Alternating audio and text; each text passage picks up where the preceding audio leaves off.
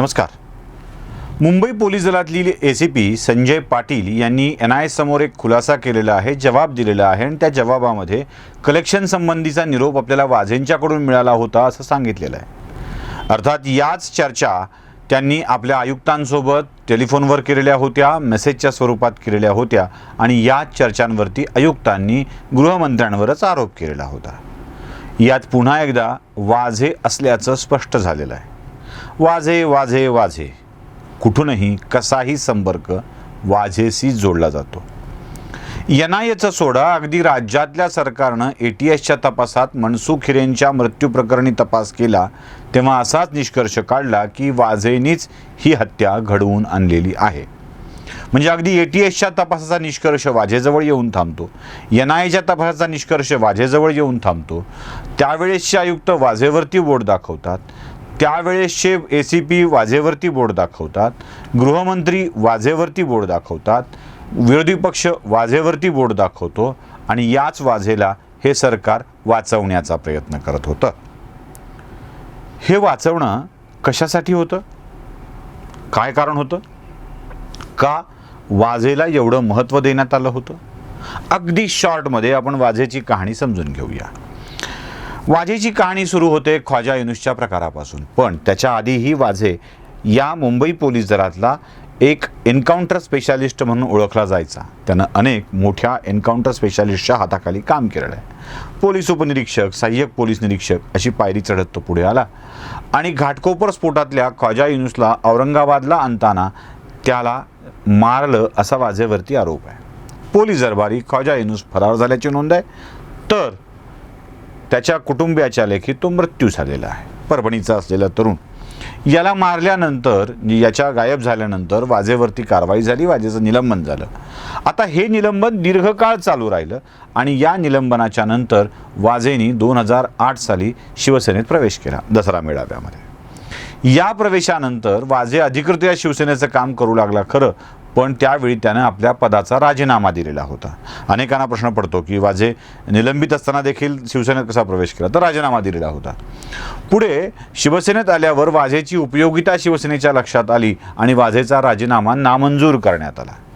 आता हा नामंजूर झाल्यावर वाझेंनी परत पोलीस दलामध्ये एंट्री करण्यासाठीचे प्रयत्न सुरू केले, पण ते घडलं नाही.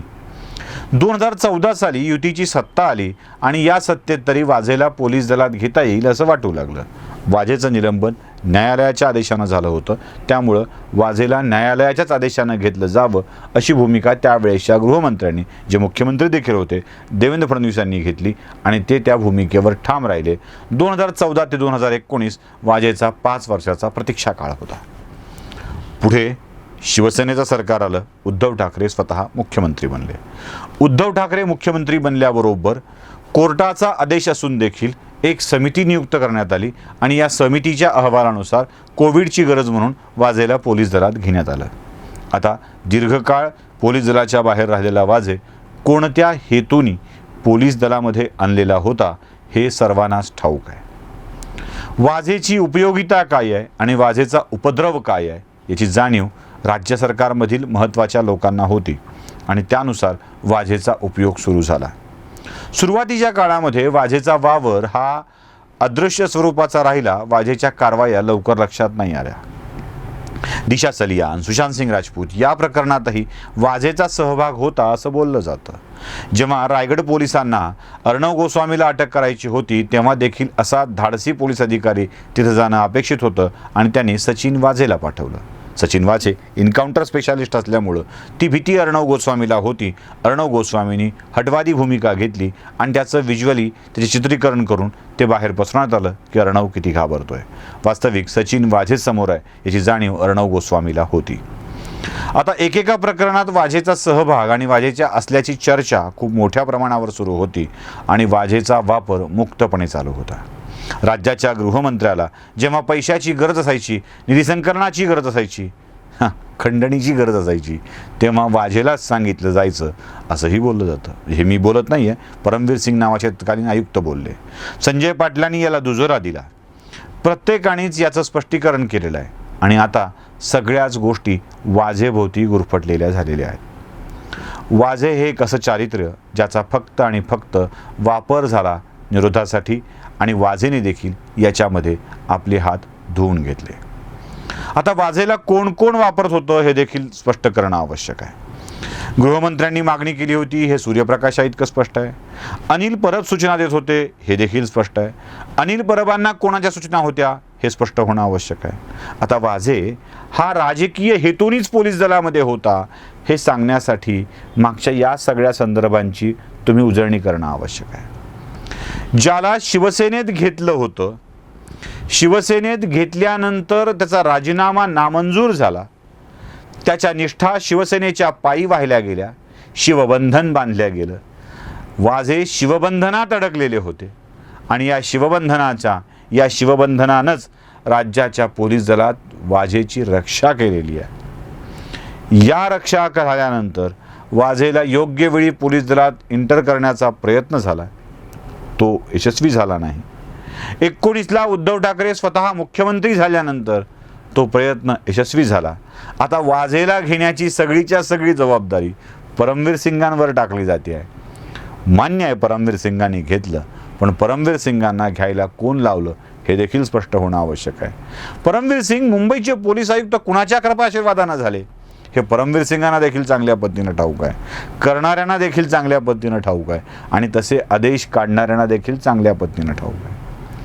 वाजेचं शिवसेनेत जाणं, वाजेचं 14 ते 19 प्रयत्न करणं, 19ला सरकार आल्याबरोबर राज्याच्या पोलीस दलात इंटर होणं, नियम डावलून कार्यकारी पदावर नियुक्त होणं आणि त्यानंतर एकापेक्षा एक भयंकर प्रकरणामध्ये वाजेचा सहभाग असणं, त्यासाठी 2 कोटी रुपयाची मागणी केल्याचा वाजेचा दावा असणं. कुणासाठी होती 2 कोटीची मागणी?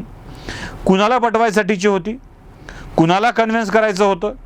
या सगळ्या प्रश्नाची उत्तरं, म्हणजे हे पत्र खोटं, या पत्राला कायदेशीर अर्थ किती, असे अनेक प्रश्न विचारले जातील. पण पत्राला कायदेशीर अर्थ प्राप्त होईल की नाही माहीत नाही, पण या सगळ्या घटनाचक्राला मात्र एक विशिष्ट अर्थ प्राप्त होतोय. हा अर्थ अर्थचक्राकडेच नेतोय. त्यात अर्थ यासाठी आहे की हे सगळं अर्थामुळं घडलेलं आहे आणि अर्थासाठी केलेल्या या अर्थपूर्ण कृतीमुळे एक वेगळाच अनर्थ उडवतोय. अरे तुम्हाला मी मुख्यमंत्र्यासारखं बोलल्यासारखं वाटेल की असं काहीतरी शब्द जुळवत हे करत मी त्यांच्यासारखं नाही आहे बोलत, पण हे अनर्थकारी संबंध सगळे, या सगळ्या संबंधांनी मोठा घोटाळा करून टाकलेला आहे. वाजे जाणीवपूर्वक पोलीस दलामध्ये आणला होता आणि आता वाजेचं बिघडल्यानं काहीच फरक पडत नाही. एक तर मुळात वाजेंनी नोकरीचा राजीनामा दिलेला होता, त्याला नोकरीची गरज नव्हती. आता आर्थिकदृष्ट्या वाजे इतका संपन्न दिसतोय की अनेक महागड्या गाड्या, ज्याचा विचारसुद्धा आपण करू शकत नाही. एखाद्या माणसाची आयुष्यभराची कमाई जेवढी असत नाही तेवढ्या एक गाडीची किंमत असलेल्या अनेक गाड्या वाजेकडे होत्या. तो पंचतारांकित हॉटेलात राहायचा म्हणे. एक साधारण API, आमच्याकडच्या APIला पोलीस ठाण्याचा चार्ज मिळणं अवघड आहे. म्हणजे ग्रामीण भागातला फार फार तर चार्ज मिळू शकतो, शहरातला चार्ज APIला मिळत नाही. असा एक साधा API सहाय्यक पोलीस निरीक्षक, त्याची एवढी आवाढव्य संपत्ती, एवढी मिजाज की तो 100 दिवस पंचतारांकित हॉटेलात राहतो. हे सगळं कशामुळे येतं? राजकीय वरदहस्ताशिवाय हे शक्य होत नाही. राजकीय वरदहस्त कशासाठी होता? तर राजकीय वरदहस्त अनेक कुटाणे, अनेक लफडे, अनेक प्रकरणं झाकण्यासाठी होता. हे स्पष्ट आहे की राजकीय वरदहस्त वाजेवरती होता. वाजेचा राजकारणासाठी आणि राजकारणात घडलेल्या अपराधांना झाकण्यासाठी किंवा राजकारणात करायच्या अपराधांना करून घेण्यासाठी वापर होत होता. आता वाजे मरणाची कामना करतोय सुरुवातीच्या काळामध्ये, पण त्याला मरण येत नाही, कारण वाजेच्या वापराला आता लोकांना एक डोकं हवं आहे. आपल्यावरची सगळी संकटं वाजेवरती टाकून मोकळं व्हायचं आहे. मेला तर वाजे, बदनाम झाला तर वाजे आणि राजकारणी सही सलामत सुटतील. हे पत्र देखील अशाच एका मोठ्या राजकारणाला या सगळ्या चक्रातून बाहेर काढण्यासाठी दिल्या गेलं आहे असं मला तरी वाटतंय. त्या पत्र तुम्हीही वाचा आणि कोणत्या राजकारण्याला बाहेर काढण्यासाठी मदत करण्यासाठी हे पत्र दिलं गेलं आहे हे सुद्धा तुमच्या लक्षात येईल. तुम्हाला कळलं तर मलाही कळवा. नमस्कार. त्याच्या आधी एक विनंती आहे, लाईक शेअर सबस्क्राईब करायला विसरू नका, कारण हेच बळ आहे जे आम्हाला तुमच्यापर्यंत बोलायला कायम ठेवतं.